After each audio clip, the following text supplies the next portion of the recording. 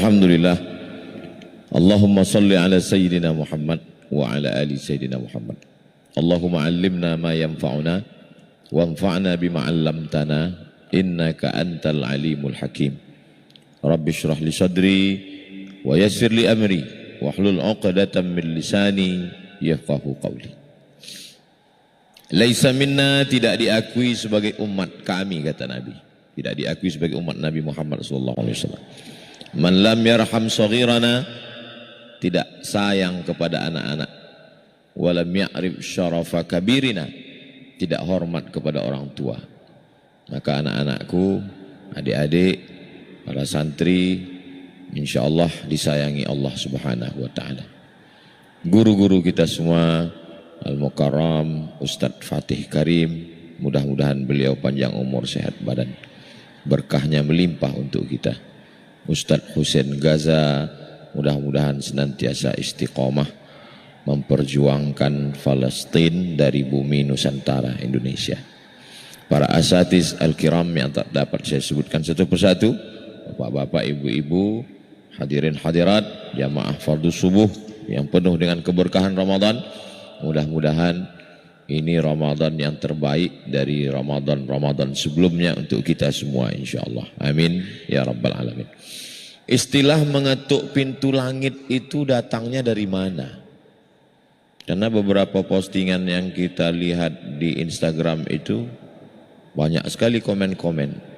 Dan ada apa di langit?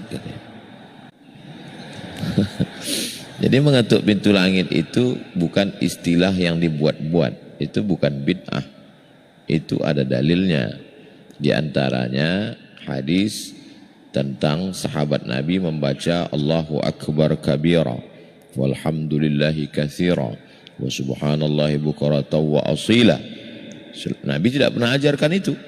Nabi mengajarkan Allahumma ba'id baini wa baina khatayaya kama ba'adta bainal masyriqi wal maghrib, dan iftitah lainnya yang bisa dilihat dalam buku 99 tanya jawab salat yang ditulis oleh Ustaz Abdul Somad. Lalu kemudian selesai sholat Nabi bertanya, manil qail, siapa tadi yang baca Allahu Akbar kabira? Dia gentleman, dia ngaku, saya ya Rasulullah.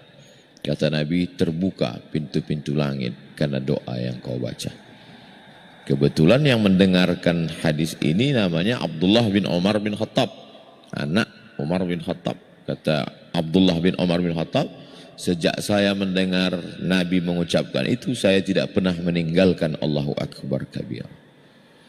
Lalu kemudian hadis lain, Sami'allahu liman hamidah.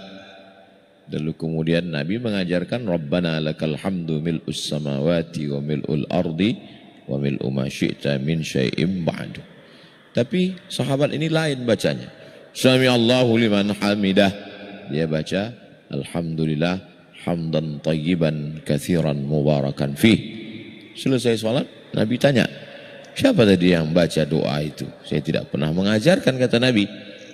Dia ngaku, saya yang baca ya Rasulullah. Kata Nabi, terbuka pintu langit. Malaikat berlomba-lomba turun ingin mencatat doa yang kau baca tadi. Itu beberapa hadis tentang bahwa pintu langit itu bisa diketuk dengan doa. Tapi ada juga yang diketuk dengan yang lain. Hadisnya adalah dalam kitab Al-Musnad karya Imam Ahmad bin Hanbal, meninggal tahun 241 Hijrah. Beliau adalah murid Imam Muhammad bin Idris Asy-Syafi'i rahimahullah. Ketika ruh orang beriman itu keluar dari jasad, seperti tetesan embun di ujung daun. Daun turun embun, perlahan-lahan jatuh. Ketika dia sudah penuh, menetes. Begitulah lembutnya ruh orang beriman keluar dari jasad. Yang katanya kematian itu sangat menyakitkan, tebasan pedang beratus kali di tempat yang sama, kambing dikuliti hidup-hidup, mata kail pancing ditarik dari kulit yang basah, sampai kita berdoa Allahumma hawwin alaina fi sakaratil maut. Ternyata keluarnya ruh dari jasad itu seperti air embun menetes di ujung daun. Begitu lembutnya. Dan ruh itu ditampung di kain kafan yang terbuat dari cahaya. Malaikat membawa ruh itu naik ke atas langit. Begitu pintu langit dibuka, malaikat penjaga pintu langit berkata, inilah ruh yang selama ini sudah kami nantikan lama. Karena tiap hari kami melihat catatan amalnya. Pagi catatan amalnya naik, sore catatan amalnya naik, hari Kamis catatan amal pekannya dibawa, bulan Sya'ban catatan amal tahunannya dibawa. Kami sudah lama ingin ketemu orangnya karena amalnya sudah sering kami lihat. Hadis lain tentang perjalanan Isra dan Mi'raj, saat malaikat Jibril alaihissalam membawa Nabi Muhammad SAW, penjaga pintu langit juga bertanya, siapa ini?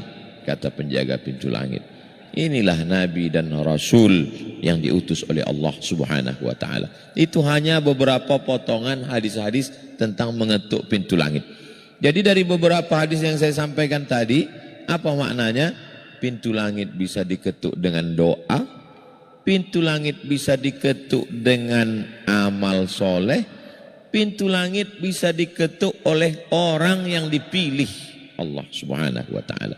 Kira-kira di antara tiga ini kita mau masuk golongan ketukan yang mana? Mengetuk dengan doa, sudah 11 malam doanya kira-kira bisa mengetuk atau tidak? Kalau mau diketuk dengan amal soleh apa yang sudah kita lakukan? Kalau mengetuk karena diri kita, siapa kita? Kita bukan apa-apa dan bukan siapa-siapa. Maka mesti ada usaha dan ikhtiar untuk mengetuk pintu langit. Itu adalah makna kiasan supaya Allah bukakan pintu rahmatnya untuk kita. Karena kita sedang berada di bulan Futihat abwabul jannah, pintu surga dibukakan, wa ghulliqat abwabun nar, pintu neraka ditutup. Pintu surga dibuka, pintu neraka ditutup. Maknanya kata Imam An-Nawawi, Muhyiddin Abu Zakaria Yahya bin Syaraf An-Nawawi, meninggal tahun 676 Hijrah, yang kitabnya selalu kita baca subuh Rabu, Riyadhus Shalihin. Kata beliau, makna pintu langit terbuka, pintu surga terbuka, pintu neraka ditutup, itu makna kiasan. Maknanya kabar gembira. Ustaz Somad, kalau ke Jakarta mampir ke rumah saya ya, pintu rumah saya terbuka 24 jam Pak Ustaz. Enggak juga, jam 10 tutup. Terus makna terbuka 24 jam itu maksudnya busyra, kabar gembira. Kalau Ustaz mau mampir, maksudnya silakan. Itu maksud kalimat itu. Kenapa tampilan Ustaz subuh ini beda? Kok pakai jaket kulit? Motornya mana? Ini saya dari rumah tadi pakai baju putih, sorban putih. Sampai ke sini, ini datang belakangan. Ternyata untuk mengetuk pintu langit itu kan di atas dingin.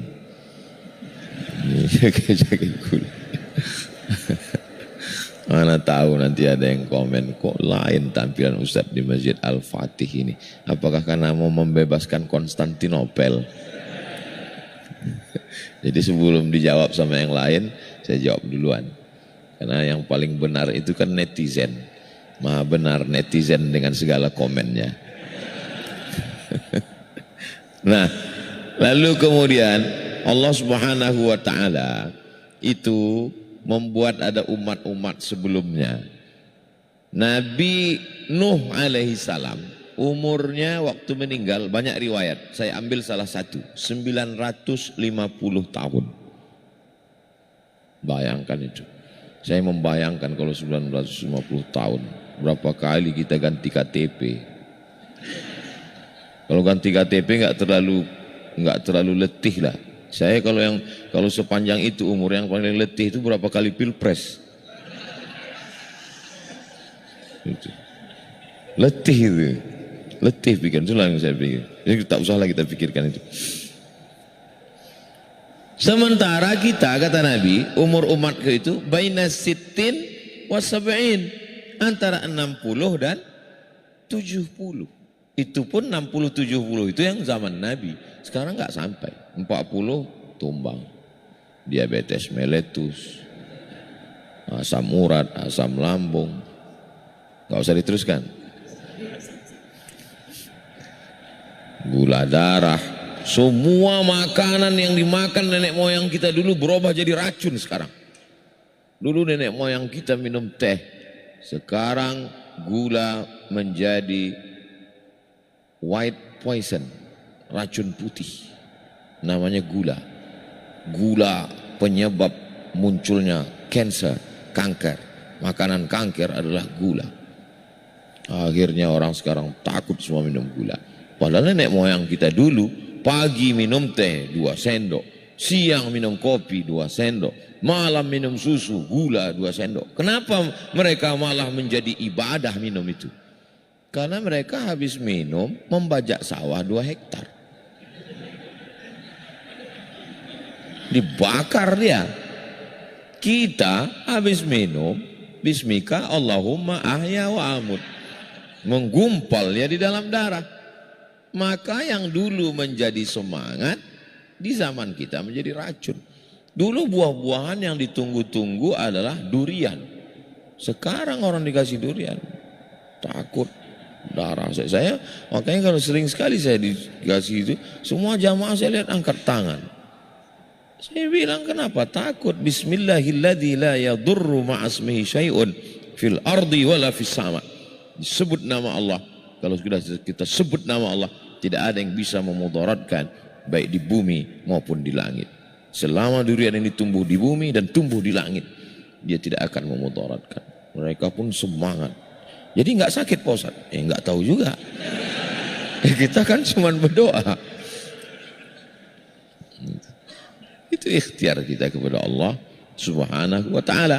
Nah, semakin canggih dokter, semakin besar rumah sakit, angka kematian semakin menurun atau meningkat? Semakin meningkat. Dulu zaman saya kecil, itu kalau nonton di kampung, itu TV masih pakai kaki, 4 kakinya. Sekarang udah kena amputasi semua. Itu. Jadi memang dahsyat, mengerikan penyakit-penyakit ini. Jamaah ini saya kurang suka juga bercerita begini. Pulang yang diingatnya cuma kaki itu amputasi. Jadi dunia ini semakin mengerikan, umur semakin pendek. Maka ketika Nabi SAW bercerita tentang Bani Israel, bahwa mereka itu dulu umurnya panjang beribadah, di waktu malamnya berzikir mengingat Allah, siangnya jihad fisabilillah, la ya'sunallaha tarfata ainin, tidak pernah buat maksiat sekedip mata. Malamnya beribadah, siangnya berjihad, tidak pernah buat maksiat sekedip mata. Mendengar riwayat itu sahabat terdiam. Kenapa terdiam? Sedih. Kita malamnya tidur. Kalau sahabat dulu memang malamnya tidur, siangnya jihad. Kita malamnya tidur, siang pun tidur juga. Jadi melihat sahabat sedih itu, itulah hebatnya umat Nabi Muhammad SAW. Kesedihan sahabat masuk sedih itu ke hati Nabi, datang malaikat Jibril dikirim Allah untuk menghibur. Turunlah ayat, Inna anzalnahu fi lailatul qadr. Wa ma adraka ma lailatul qadr. Lailatul qadri khairum min alfi syahri. Jawaban terhadap Bani Israel yang umurnya 80 tadi. Kalau mereka 80 tahun malamnya ibadah, siangnya jihad, tidak pernah buat dosa sekedip mata, aku beri umatmu lebih hebat daripada itu kalau dia dapat 1 malam lebih dari 80 tahun tadi. Karena 1.000 bulan itu sama dengan 83 kalau dapat sekali. Itu baru dapat sekali. Kalau dapat 10 tahun Lailatul Qadar 830 tahun. Umur kita akil balik umur 10. Langsung komen yang satu. Enggak Ustaz, saya akil balik umur 7. Oh, cepat kali kau. Akil balik umur 10. Meninggal umur 60. Berarti kan punya kesempatan dapat Lailatul Qadar 50 kali. Udah terlambat saya dengar ceramah Pak Ustadz. Saya udah 49 udah Pak Ustadz. Yang apa? Ya paling enggak ada kesempatan lagi lah. Artinya apa? Kita hidupkan saja malam Ramadan itu dari malam 1 sampai malam 30. Ya dapat insya Allah. Kenapa enggak ada tanda-tandanya Pak Ustadz? Saya baca beberapa riwayat itu katanya kalau dapat Lailatul Qadar semua tiang-tiang listrik tumbang. Coba buka tafsir Ibnu Katsir dalam Inna anzalnahu fi Lailatul Qadar. Allah rahasiakan tidak ada yang tahu siapa yang dapat sholat wusta. Allah rahasiakan tidak ada yang tahu siapa dapat taubat nasuha. Allah rahasiakan tidak ada yang tahu siapa dapat doa mustajab 1 titik hari Jumat. Allah rahasiakan tidak ada yang tahu siapa dapat haji mabrur. Allah rahasiakan tidak ada yang tahu siapa dapat Lailatul Qadar. Kenapa? Supaya manusia itu senantiasa berharap. Supaya senantiasa merasa diri banyak dosa, kurang amal. Seandainya saya bermimpi Ramadan tahun lalu datang malaikat Abdul Somad, ente udah dapat 5. Ramadan ini saya santai-santai aja. Masih tanya, Ustaz enggak tahajud?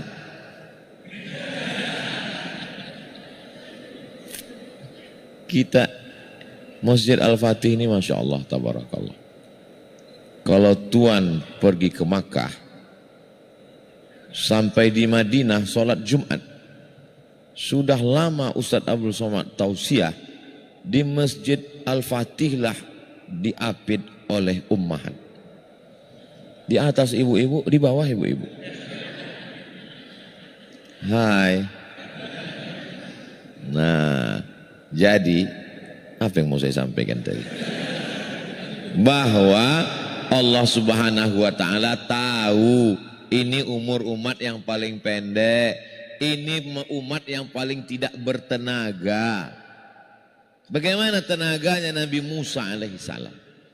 Bergelinding batu dari atas langit, gelinding dari atas bukit, tertutuplah pintu sumur. 30 orang Bani Israel. Kalau mau tahu gimana kekarnya badan Bani Israel, tanya Ustadz Hussein Gaza. Bagaimana kuatnya Bani Israel. Mereka dorong 30 orang, batu itu nggak bisa. Nabi Musa alaihissalam mendorong sendiri, bergeser tuh batu. Mereka ngantri panjang. Begitu antrian, apa kata Bani Israel? Wahai Musa, karena engkau yang berhasil mendorong, silakan kau yang ambil. Tapi Nabi Musa Masya Allah, Nabi Musa melihat ada antrian yang panjang dan di ujung antrian anak Syuaib. Maka Nabi Musa mengatakan, ladies first. Itulah awal pertemuan.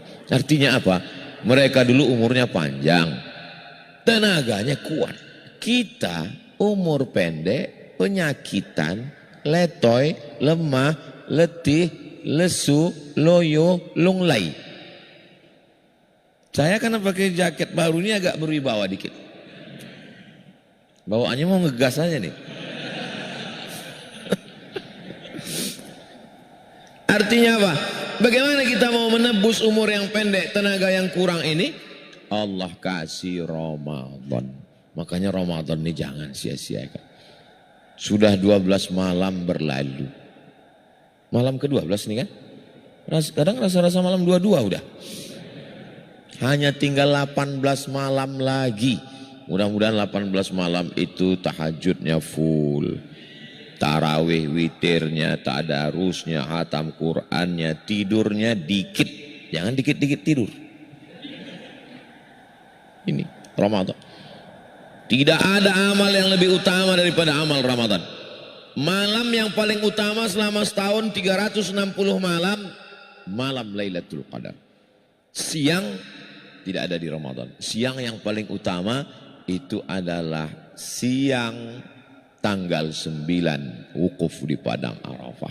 Dan mau ke Arafah sekarang, store 2024 berangkat 2054. 30 tahun. Berapa umurnya, Dek? 19. Jadi beliau insya Allah berangkat haji 49, tua juga udah. Saya yang 27 ini berarti maka Allah Subhanahu wa taala memberi kita kesempatan. Kalau mau berharap berdoa di Padang Arafah, bukan mau memutuskan harapan, rasanya susah. Maka harapan kita tinggal malam Lailatul Qadar. Jadi kalau ada orang mengatakan Allah itu tidak adil, kenapa berdoa mesti di Padang Arafah? Allah Maha Adil. Itu diberikan Allah untuk orang yang kaya, yang banyak uang. Tapi Allah keadilannya merata. Siapapun bisa dapat, yang penting menghidupkan malam-malam Ramadan. Maka jangan pernah ketinggalan. Insya Allah Pak Ustadz. Mudah-mudahan kita diberikan istiqomah insya Allah. Nah, ayu sadaqatu afdal?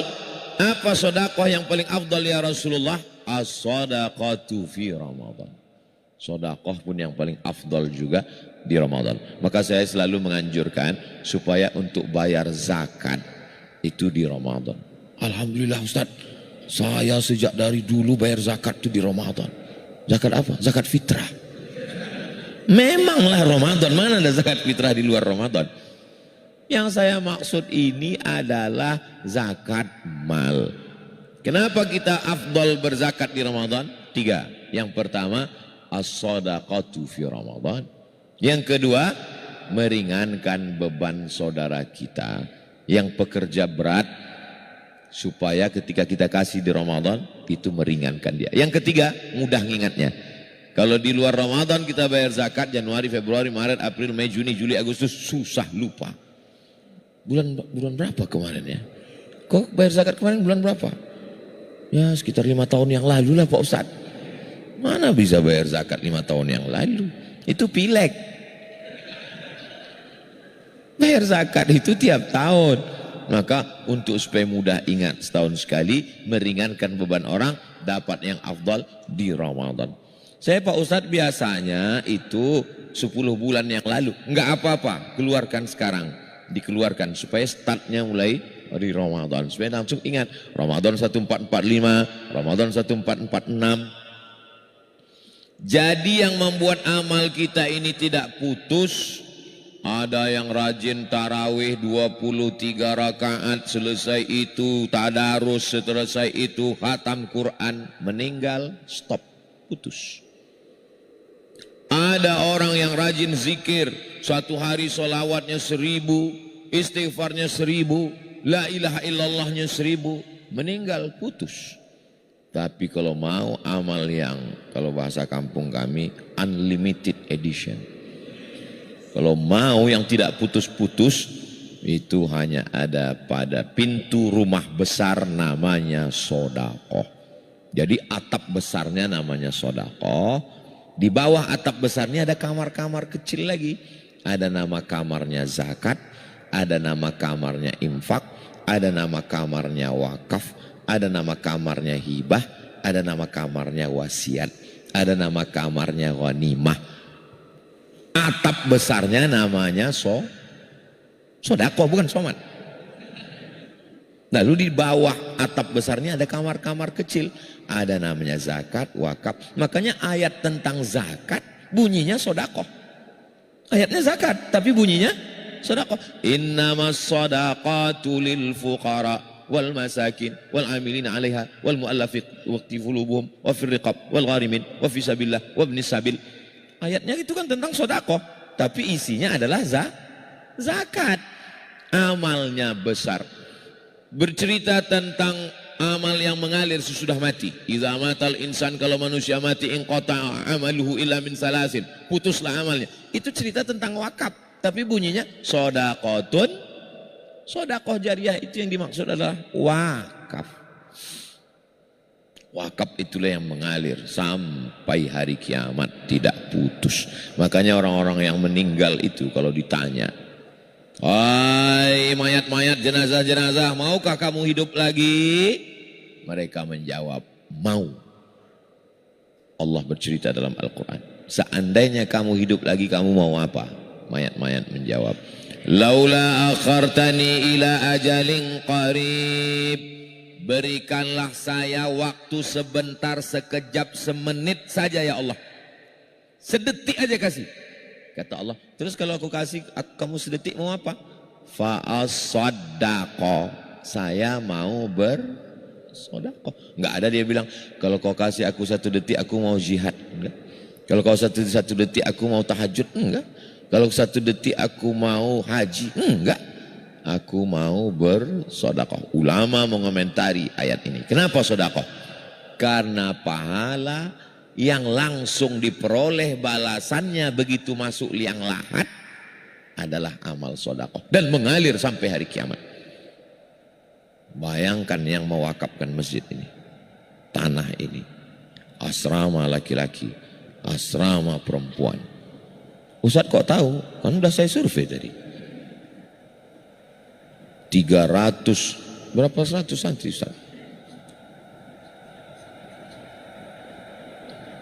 Total 300 dari Sabang sampai Papua menghafal Quran, belajar Islam, tamat, pulang ke kampung halamannya, ngajar lagi. Berapa itu pahalanya? Inilah orang yang paling beruntung, orang bertuah. Dan ada hikmah di balik kehidupan manusia itu yang kita tidak tahu. Bagaimana ceritanya? Allah Subhanahu wa taala menguji seorang hamba selama 40 tahun. Akhirnya dengan tetesan air mata munajatnya di tengah malam yang menurut orang doanya tidak kabul. Enggak kabul doanya. Padahal disitulah ada hikmah. Justru dengan tidak diberikan nasab keturunan, malah pahalanya lebih mengalir daripada yang punya nasab keturunan. 40 tahun diuji Allah tidak memulai keturunan. Lalu kemudian dipertemukan Allah dengan orang baik yang menggunakannya semuanya, setiap jengkalnya untuk menolong agama Allah. Akhirnya berdirilah Cinta Quran Center. Dan saya di sini kalau pepatah Melayunya menumpang tuah. Menumpang tuah itu artinya ada orang yang bertuah. Bertuah itu kalau bahasa kitanya the lucky man, orang yang beruntung. Dan saya numpang di situ. Dengan hadirnya saya di sini waktu membuat video endorse dulu, maka saat yang berwakaf ini mendapat amal jariah, kata Allah Ta'ala, hai malaikat yang endorse itu kasih juga sedikit. Amin. Sebetulnya saya cuma minta diaminkan itu aja. Saya cuma minta persetujuan itu aja sebetulnya. Asal udah setuju voting ini insya Allah. Begitulah Allah Subhanahu wa Ta'ala memberikan keutamaan. Maka hidup kita ini yang paling indah adalah kalau ikut apa kata Allah, bukan ikut apa kata kita. Karena semua yang dikatakan Allah itu indah. Dibuat Allah ujian ini orang 40 tahun merengek meminta bermunajat, tapi Allah mau kasih yang lebih mulia. Bayangkan kalau doa minta anak itu dikasihnya 10 anak. Habis tanah ini diambil anak cucu. Anak gak terlalu ganas, menantu ini. Habis setiap jengkal tanah ini mereka ambil. Allah punya rahasia. Ku kasih kau yang lebih indah daripada rencanamu. Rencana Allah itu indah guys.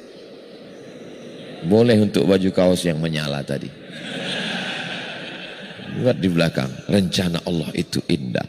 Anak muda yang baru saja pacarnya, saya yang ngantar dia kuliah Ustadz. Saya yang ngantar dia, tapi kenapa saat wisudanya yang lain yang ngantar? Dah mau bunuh diri, tiba-tiba pas dinyalakannya lampunya, menyala baju kaos di belakang. Rencana Allah lebih indah, gak jadi bunuh diri. Itu boleh dibuatkan film pendeknya kayak tadi. Gak jadi bunuh diri, di akhir film dapatkan kaos ini 250.000. Gitu. Kalau mau buat baju kaos itu baju-baju kaos yang motivasi. Ini sekarang saya tengok baju kaos udah nikah, nggak ada uangnya. Apa Apa itu? Ketahuan semua gaji diambil istri. Jadi Allah Subhanahu wa taala itu punya rencana yang indah untuk kita. Tapi jangan gara-gara ini lalu kita hidup dengan kepasrahan. Saya nggak mau juga. Kita tetap berusaha, kita tetap ada ikhtiar, kita tetap semangat. Tapi keputusan akhir punya Allah. Ini banyak orang sekarang, bukan dia minta sama Allah, dipaksanya pula Allah untuk menyetujui proposal dia. Ya Allah, hanya dialah satu-satunya calon istri solihah. Kalau dia sudah punya calon, matikan calonnya. Ente siapa maksa-maksa Allah? Saya termasuk orang yang ngotot dalam hidup. Saya mesti selesai S1, saya mesti selesai S2, saya mesti selesai S3, saya mesti. Lama-lama lelah juga hidup begitu. Akhirnya kalau nggak sesuai dengan keinginan, kecewa. Dari mana datang kecewa? Dari harapan. Semakin tinggi harapan, semakin dalam kekecewaan. Boleh untuk update status. Untuk baju kaos yang ini jangan dulu. Artinya apa? Maka kita tetap berusaha, kita berikhtiar, tapi keputusan akhirnya kita katakan, kuserahkan pada Engkau ya Allah. Tapi tetap setelah usaha dan ikhtiar. Ini kadang anak-anak muda ini kalau dengar ceramah dipotongnya. Dipotongnya yang sedikit, itu dipotong ceramah ini, serahkan sama Allah. Pulang kampung ditanya sama orang tua, gimana kuliahmu? Serahkan pada Allah. IP-mu berapa? Kenapa IP-mu enggak 4? Semakin tinggi keinginan, semakin dalam kekecewaan.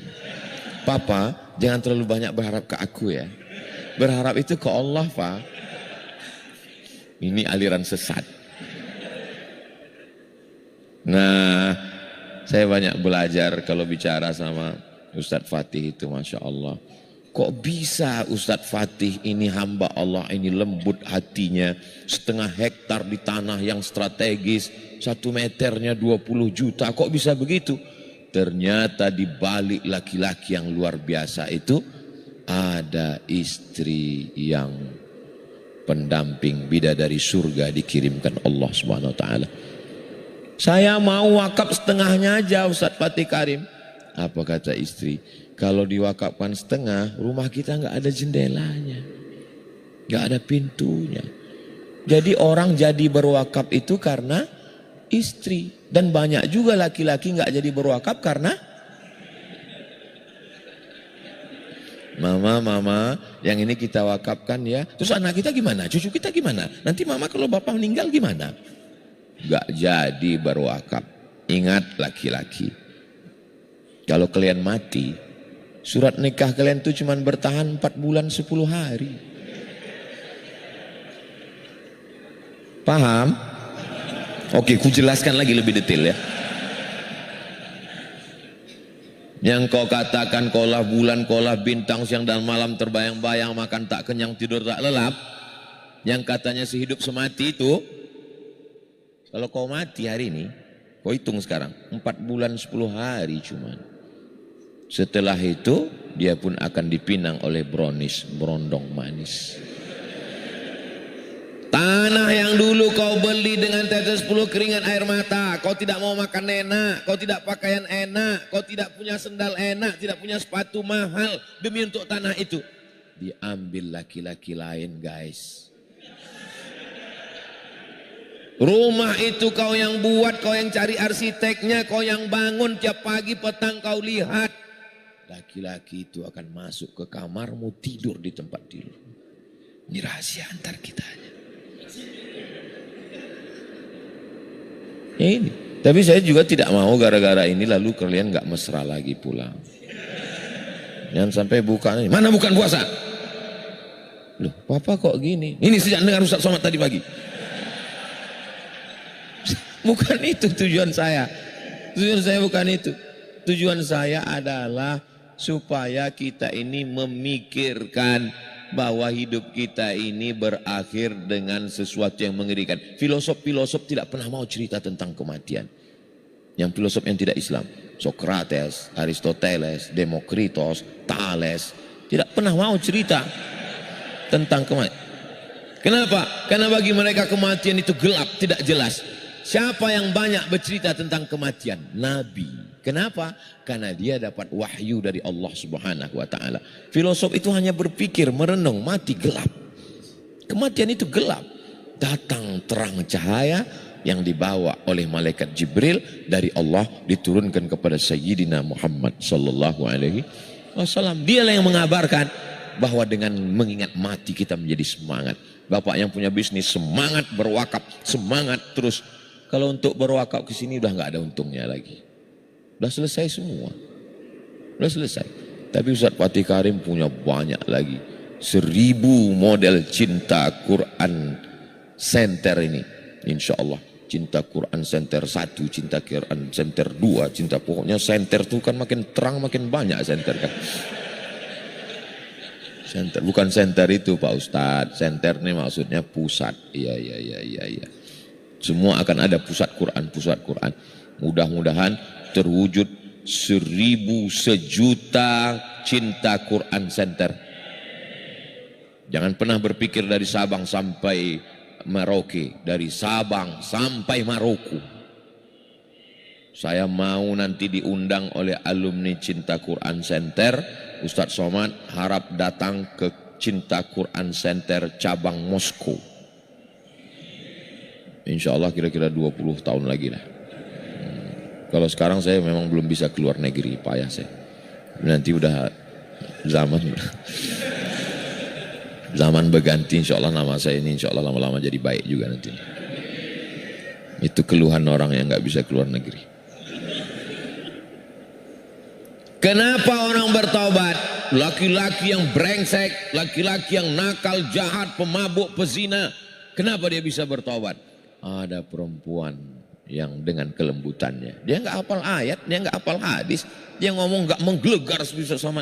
Lembut aja ngomongnya. Nanti papa kalau mati gimana? Yang dari hati ke hati juga sampai. Tapi kalau dari mulut, cuman sampai di mulut. Multi level marketing. Tengah malam jam 2 suaminya mikir. Nanti kalau papa mati gimana? Terngiang di tengah malam. Nanti kalau papa mati gimana? Di mobil. Nanti kalau papa mati. Itulah yang membuat dia taubat. Saya ketemu dengan orangnya. True story, kisah nyata. Saya ini nakal Pak Ustaz, jahat Pak Ustaz. Tapi sejak istri saya ngomong 5 kata, boleh ibu pakai pulang nanti. Apalagi waktu mati lampu bangunkan dia sahur. Nanti kalau papa mati.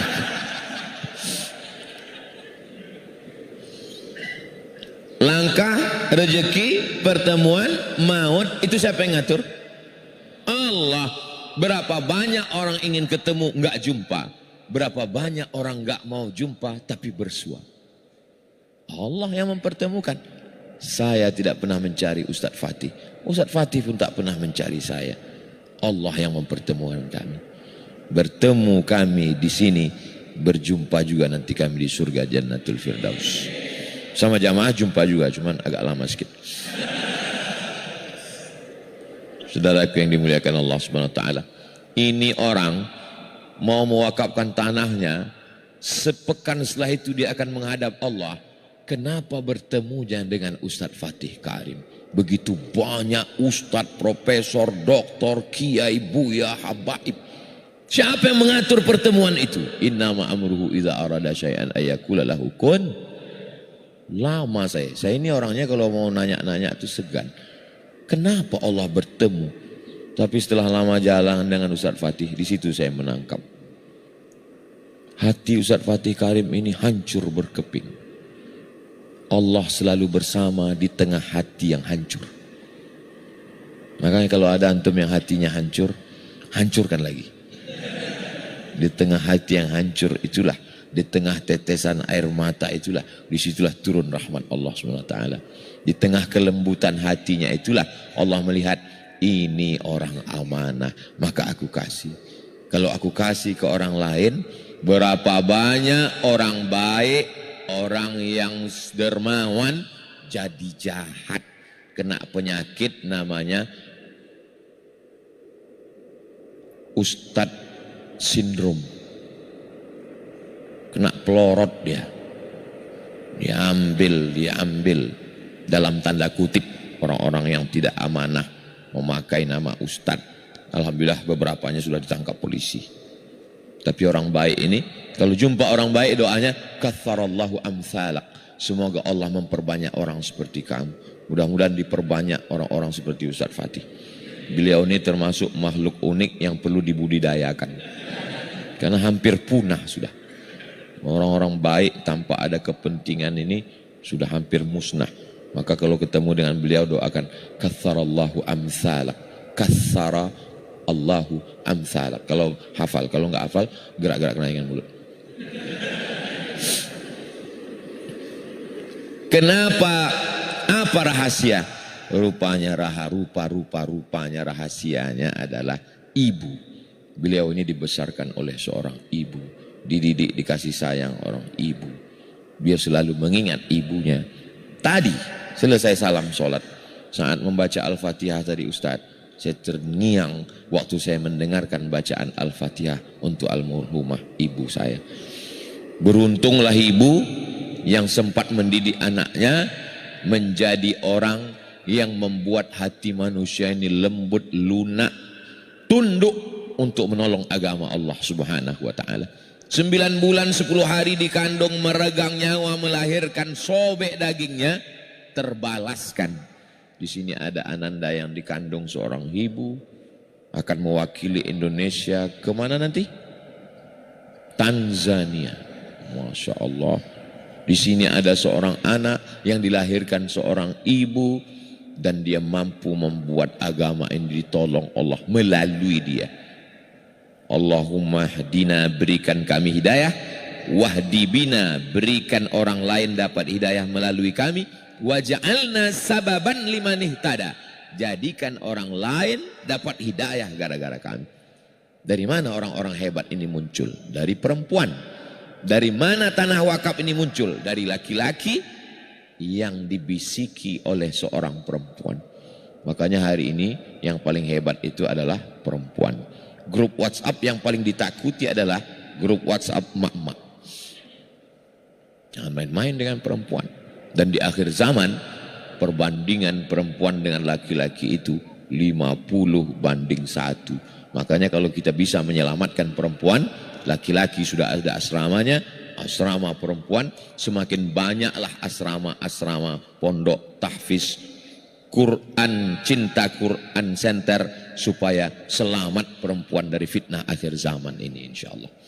Bapak Ibu, hadirin hadirat, adik-adik semuanya yang dimuliakan Allah Subhanahu wa ta'ala, kita maghrib untuk waktu DKI Jabodetabek itu 6:68. Saya tahu, cuman ngetes saja, orang ini ingat nggak buka puasa jam berapa. Jadi 6:10 itu kita sudah boleh sholat sunat isyraq 2 rakaat. Sudah boleh, tapi kita tetap dengan kode etik 600 ml walaupun nggak ada airnya. Saya tetap ngomong 60 menit. Untuk apa? Untuk kita ingat kembali bahwa orang-orang baik ini mesti dijaga dengan baik. Kalau tidak hati manusia ini berbolak-balik. Nafs itu satu, tapi sifatnya dalam Quran 3. Ada nafs itu bawaannya jahat aja. Inna nafsala ammaratum bisu. Bawaannya mau jahat aja. Jangan heran kalau kita ngomong sama orang. Ada kita ngomong sama orang 5 menit. Menit pertama itu aja yang ngisinya baik. 4, 2, 3, 1, setan semua. Itu namanya nafsu ammaratum bisu. Tapi ada yang ngomong sama dia lembut, baik. Ini yang disebut dengan mutmainnah. Inilah yang diundang oleh Allah. Ya ayyatuhan nafsul mutmainnah, irji'i ila rabbiki radiyatan mardiyah. Inilah yang disuruh masuk surga. Fadkhuli fi ibadi wadkhuli jannati. Ini baik aja. Lama hidup banyak dirasa, jauh berjalan banyak dilihat. Dalam perjalanan hidup saya, dalam banyak kenal orang, memang betul, memang benar Al-Quran. Kadang kita ketemu dengan orang baik, ketemu sama orang, nggak usah disebut manusia setengah setan. Tapi ada yang di tengah ini. Nah ini dia lawamah. Lawamah ini ya tergantung mana WhatsApp yang paling banyak. Kalau WhatsApp ngajak kongko-kongko, mabuk-mabuk dulu, oke. Ayo kita ngaji, oke juga. Nah, itu.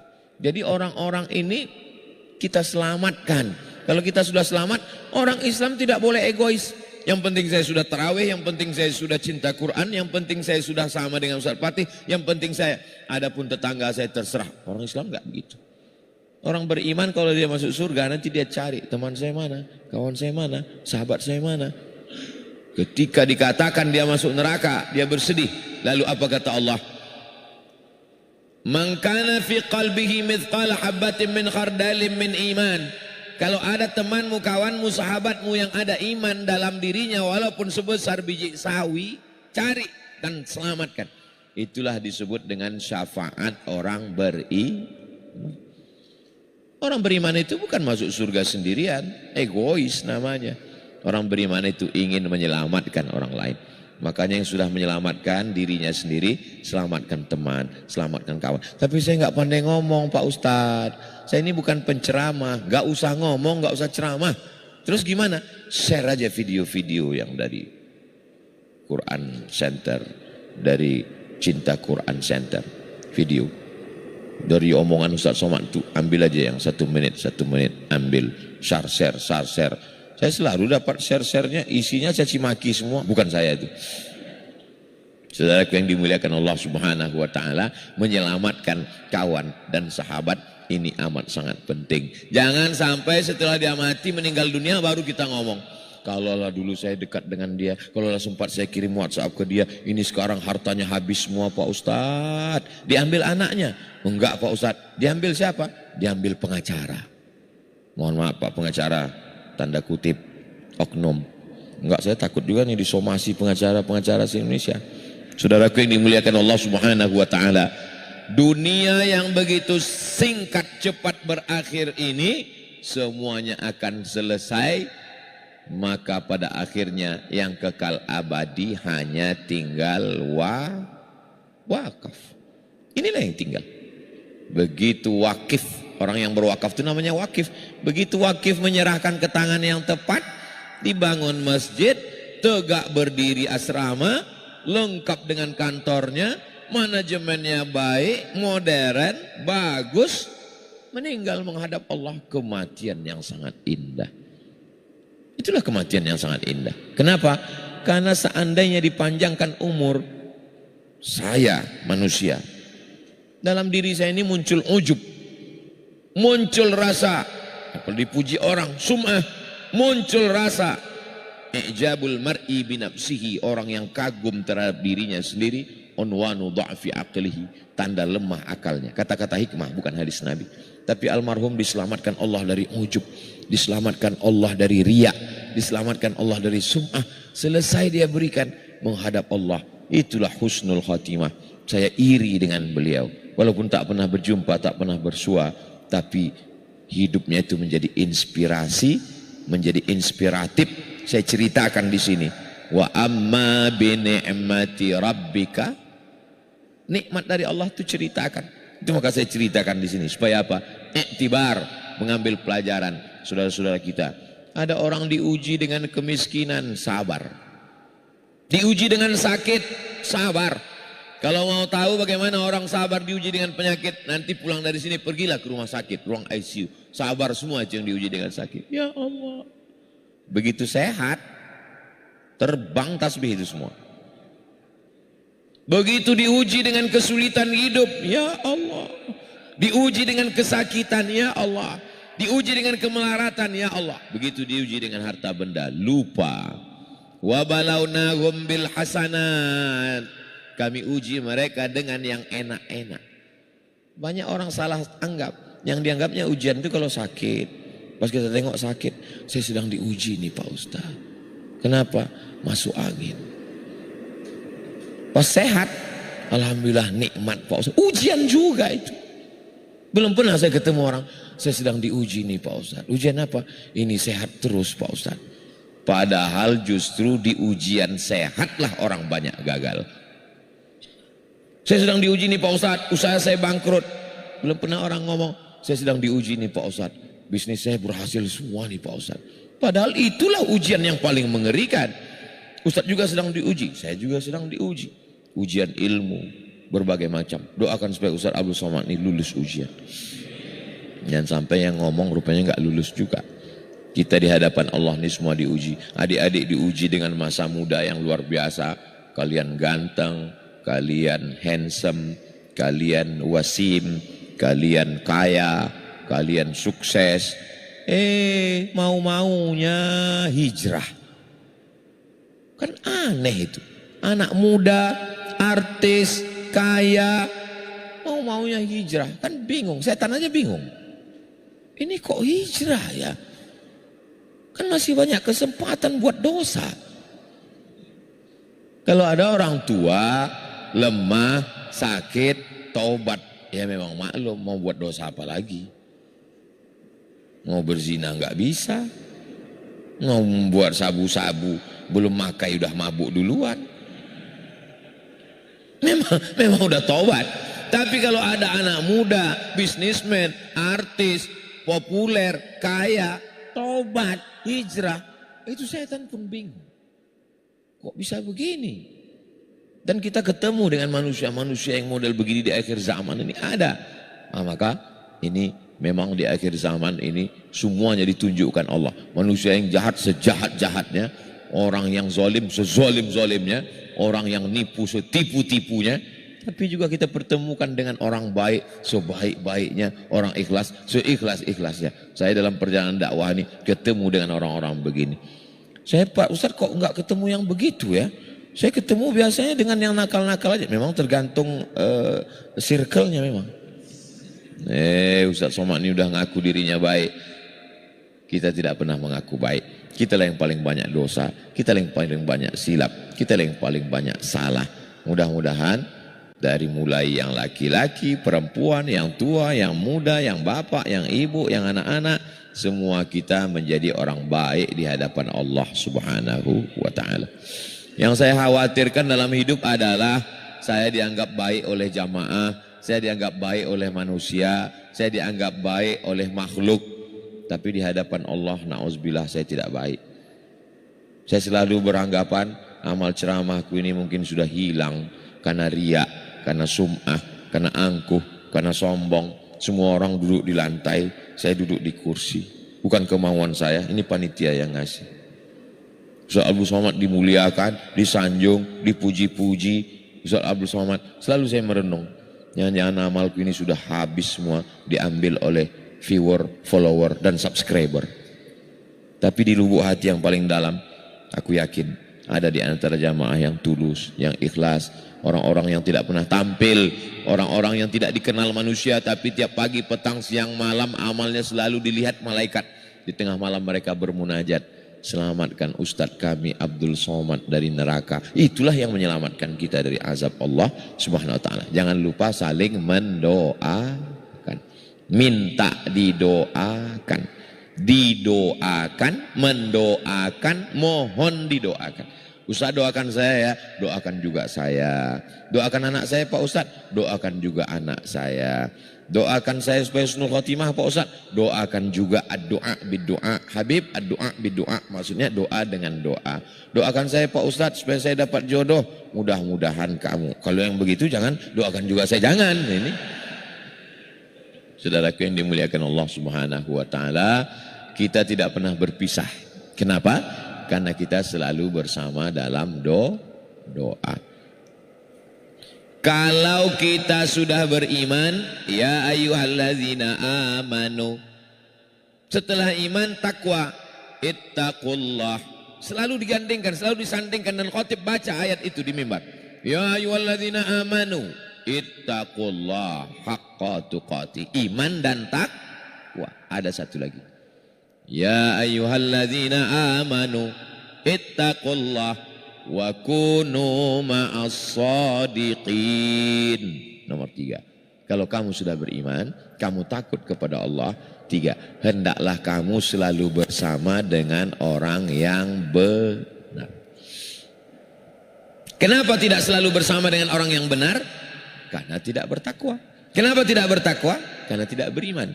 Beriman, bertakwa bersama dengan orang yang benar. 3 jurus ini selamat kita dunia akhirat insyaallah. Sudah beriman, sudah bertakwa, selalu bersama dengan orang yang benar. Apa-apa keputusan yang mau diambil, tanya dulu. Ustadz, ya. Ustadz Husain, ya. Saya rencana mau ke Gaza nih Ustadz. Saya sudah siap. Tanya dulu. Ini banyak sekali yang mau semangat, takbir, Allahu Akbar. Pas mau berangkat, apa senjata yang kau siapkan? Bismillahirrahmanirrahim. Itu bukan mati syahid, mati konyol. Belajar di Cinta Quran Center. Pahami Quran dengan baik. Setelah itu lanjutkan pendidikan. Mau jadi dokter, mau jadi hakim, mau jadi pengacara, mau jadi polisi, mau jadi tentara. Tolong agama Allah ini dengan profesi apapun yang engkau miliki. Pulang ke kampung halaman, buka lagi cabang. Buka sebanyak-banyaknya. Fa idza faraghta fansab. Kalau sudah selesai satu, buka satu lagi. Sudah selesai satu, buka satu lagi. Wa ila rabbika farghab. Kami ikut kajian di Cinta Quran Center itu mau menghilangkan beban pikiran kami, Ustadz. Kami di kantor ada beban, di rumah ada beban, di jalan beban macet. Ini lagi beban grup-grup WhatsApp. Kami mau ikut pengajian Ustadz itu biar supaya kami hilang beban. Sampai di tempat Ustadz dengar cerita beban masjid belum selesai. Santri yang mau dikasih beasiswa, pembangunan pondok pesantren. Sampai kapan beban ini Pak Ustadz? Ini kepala kita ini mesti diberi beban agama terus. Karena kalau tidak diberi beban kepala ini, dia akan berpikir tentang ini. Jangan heran orang koleksi ini. Kenapa? Karena pikiran itu tidak pernah berhenti. Mulut bisa berhenti. Tangan bisa berhenti. Mata bisa berhenti. Tapi pikiran tidak bisa berhenti. Orang kalau pikirannya tidak diberikan beban agama untuk bangun masjid, untuk bangun pondok, untuk biaya siswa santri, untuk ini. Jadi jangan heran nanti kalau Ustadz Fatih ngomong beban kita ini, beban kita ini. Orang yang nggak ngerti apa ini Ustadz Fatih. Dulu katanya untuk Cinta Quran Center, sekarang udah selesai, tiba-tiba dia mau buat lagi. Udah selesai, ini mau buat yang di Bandung lagi. Nanti Bandungnya udah selesai. Sebenarnya sampai kapan ini Pak Ustadz? Sampai malaikat maut mencabut nyawa. Kalau udah itu selesai. Jadi siapa yang mau cepat selesai, mintalah. Kalau pikiran kita ini tidak kita bebani dengan beban agama, dia akan diisi oleh beban dunia. Dan beban dunia itu melelahkan, letih. Koleksi ini, kumpul ini. Yang hobi operasi ini. Sampai muka itu kresek semua isinya. Wala umanniyannahum, aku akan permainkan mereka berhalusinasi. Aku akan buat mereka terus berpikir ini, lupa. Maka kepala kita ini mesti diisi terus. Supaya apa? Supaya memikirkan agama Allah. Intan surullah, kalau kau tolong agama Allah, yang surkum, Allah akan menolong kamu. Wa yuthabbits aqdamakum, dan mengokohkan kaki kamu. Bagi yang sudah, alhamdulillah. Bagi yang belum, kawan sahabat kita selamatkan. Mudah-mudahan kita semua selalu istiqomah iman dan Islam, diberikan panjang umur, diberikan keberkahan. Yang belum ketemu jodoh ditumpahkan dengan yang baik-baik. Yang sudah diberikan keturunan yang soleh dan solehah. Selalu husnuzan kepada Allah, bahwa rencana Allah selalu lebih indah. Ala hadhihi niyah, untuk niat yang baik-baik. Al-Fatihah. A'udzubillahi minasyaitonir rajim. Bismillahirrahmanirrahim. Alhamdulillahi rabbil alamin. Ar-Rahmanir Rahim. Maliki yaumiddin. Iyyaka na'budu wa iyyaka nasta'in. Ihdinas siratal mustaqim. Siratal ladzina an'amta 'alaihim ghairil maghdubi 'alaihim waladdallin. Amin. Allahumma salli ala Sayyidina Muhammad wa ala ali Sayyidina Muhammad. Assalamu alayka ya Rasulullah. Rabbana alaika tawakkalna, kepada Engkau kami bertawakal, wa ilaika anabna, kepada Engkau kami berserah diri, wa ilaikal masir, kepada Engkau kami semua akan kembali ya Allah. Ya muqallibal qulub, Engkau yang membolak-balikkan hati, tsabbit qulubana, kokohkan hati kami, ala dinik, dalam agamamu, wa ala ta'atik, dalam ketaatan kepadamu ya Allah. Ya arhamar rahimin, Engkau maha kasih dan sayang, irhamna, limpahkan kasih sayangmu ke dalam hati kami sehingga kami bisa saling menyayangi, merahmati, mengasihi ya Allah. Allahumma jazil waqifina wal mutasaddiqin, berikanlah balasan kepada para waqif, orang-orang yang sudah menolong agamamu dengan harta mereka ya Allah. Allahumma ja'alhum minal mukhlasin, jadikan kami semua termasuk orang-orang yang diikhlaskan hatinya. Allahumma ja'alna minat tawwabin, jadikan kami orang yang bertaubat. Wa ja'alna minal mutatahhirin, jadikan kami orang yang mensucikan hati. Wa ja'alna min ibadikas salihin, jadikan kami orang-orang yang saleh.